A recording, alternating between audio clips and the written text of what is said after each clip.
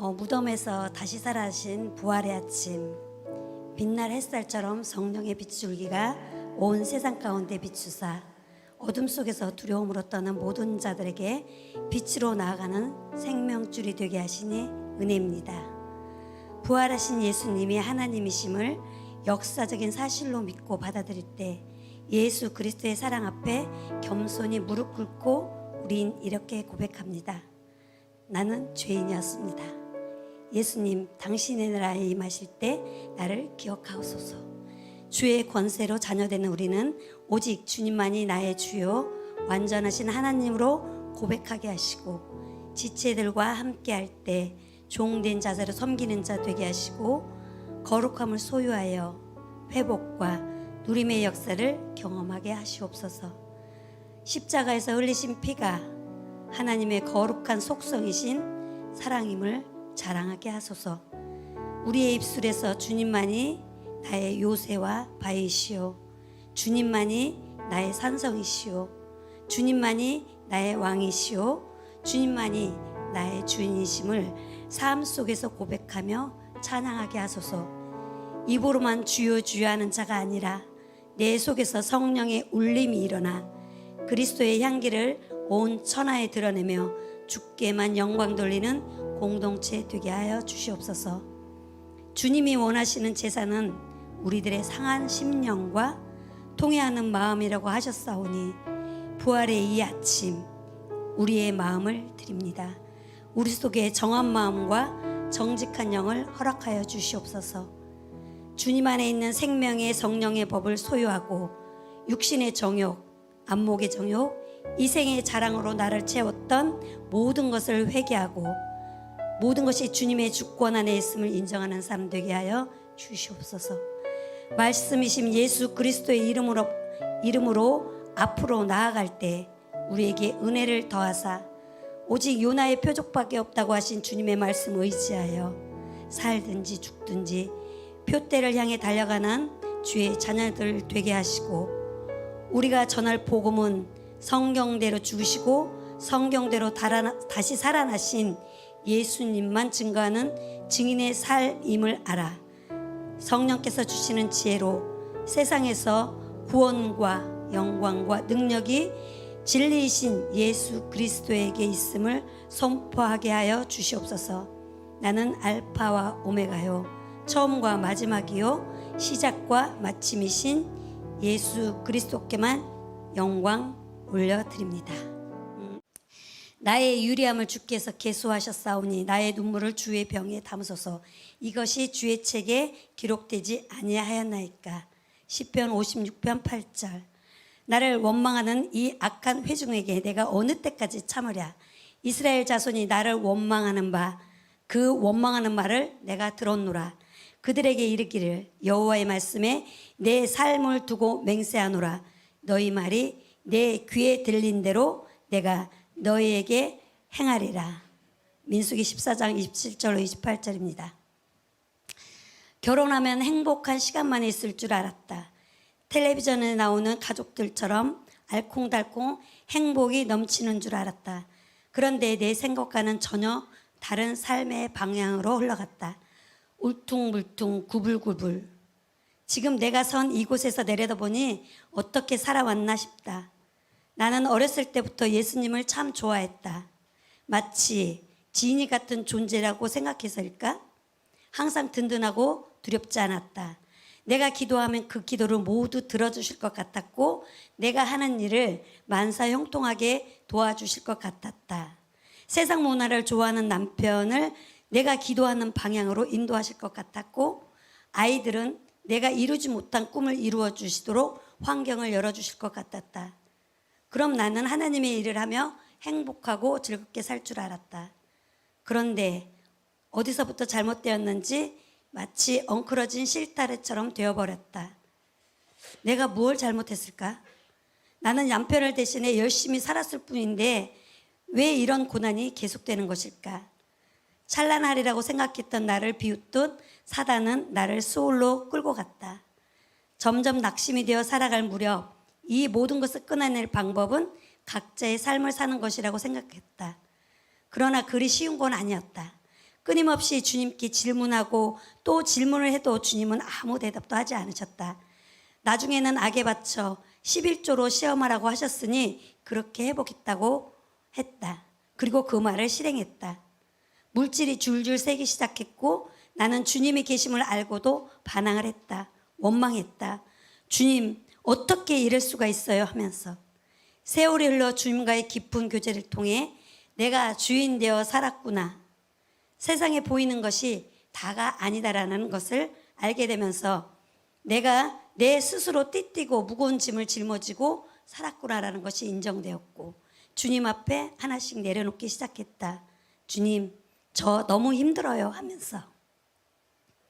그러나 다 내려놓는다고 해도 다 내려놓아지지 않았다.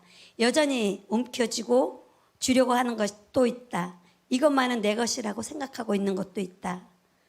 그렇게 조금씩 삶이 살아갈 만할 때쯤 어느 날 남편에게 암이라는 새가 날아와 육신을 쪼기 시작했다. 원망하고 미웠던 남편이지만 하나님이 영혼을 사랑하는 마음과 함께 반드시 낫는다라는 믿음을 주셔서 그렇게 심각하게 생각하지 않았다.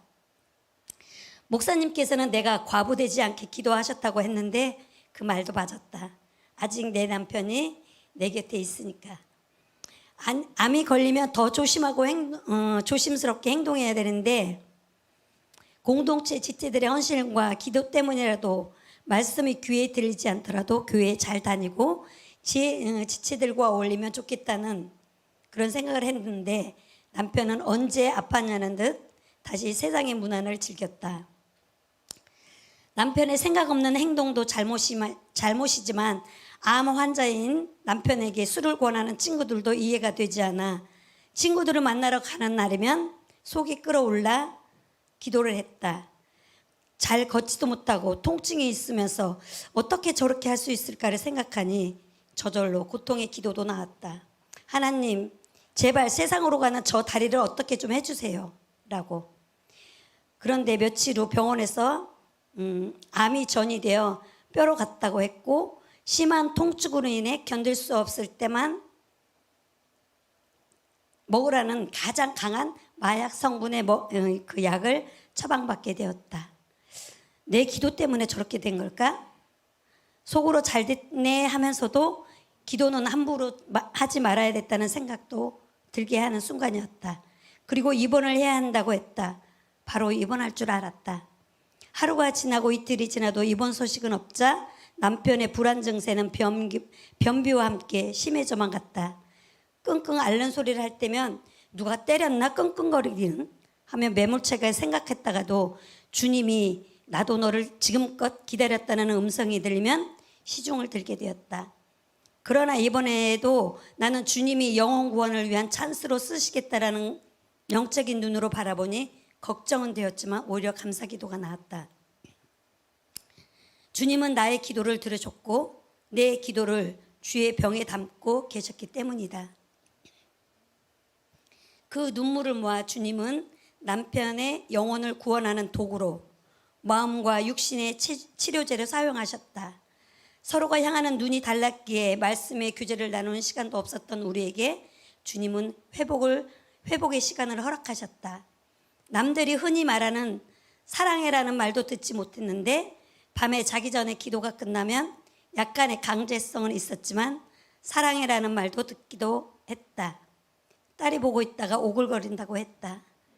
친정 엄마의 추도 예식에서 가족들 앞에서 남편은 이렇게 말했다. 죽음 앞에 서니까 예수님이 보이더라 라고. 시댁에서도 자신의 회복이 목사님의 기도와 교회 지체들의 헌신이라고 말하기도 했다.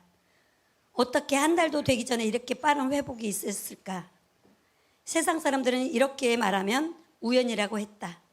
남편도 나도 담대히 말한다. 우연이 아니라고. 그리고 내겐 주님은 주님의 때에 주님이 선택한 자를 그에 맞는 방법으로 반드시 영혼을 구원의 역사를 쓰게 하신다는 것을 알게 되었다. 상상할 수 없는 주님의 하나님 은혜의 간섭이 임함을 경험하면서 매일 읽는 성경 말씀이 문자가 아닌 주님의 눈물과 사랑으로 보였다.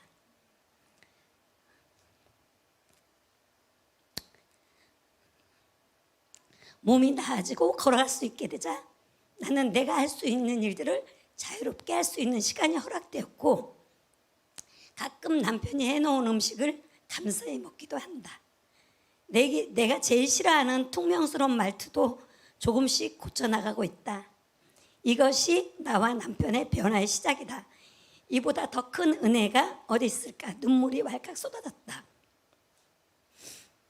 내가 무엇이기에 이런 은혜를 받는단 말인가? 왜 주님은 침묵하고 계시나요? 하면서 끝없이 나의 불평과 분노를 쏟아내도 여전히 기다리시는 은혜 앞에 나는 주님을 찬양할 수밖에 없었다.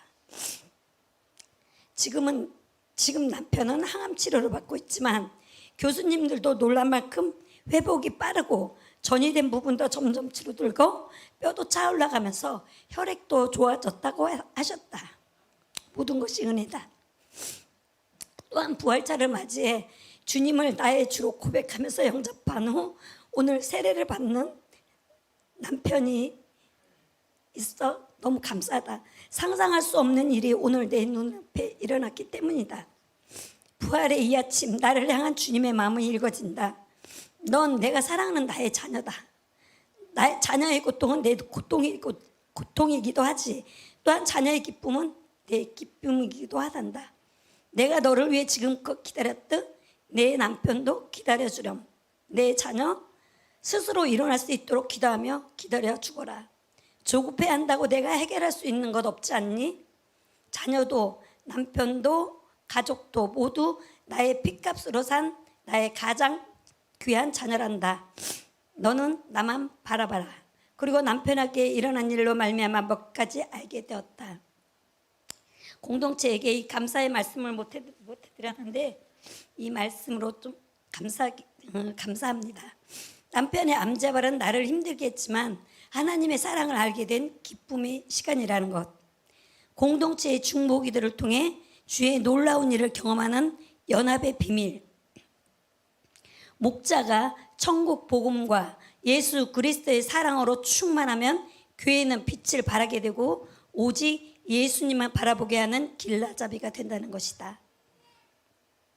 암이 선물이라는 것이 모든 사람에게 일반적이지는 않지만 예수 이름의 능력 앞에 한 영혼이 죽게 돌아갈 수 있었고 많은 사람에게 선한 영향을 끼칠 수 있다면 이보다 더 좋은 선물은 없을 것이다. 이제 교회와 하나님의 나라를 위해 살고 싶다는 남편은 이 고백을 늘 가슴에 간직하고 교만하지 않고 서로가 서로를 존중하며 주님의 말씀에 완벽할 수는 없지만 순종하며 하나님의 선하심을 늘 기억하며 살아갈 수 있으면 좋겠다.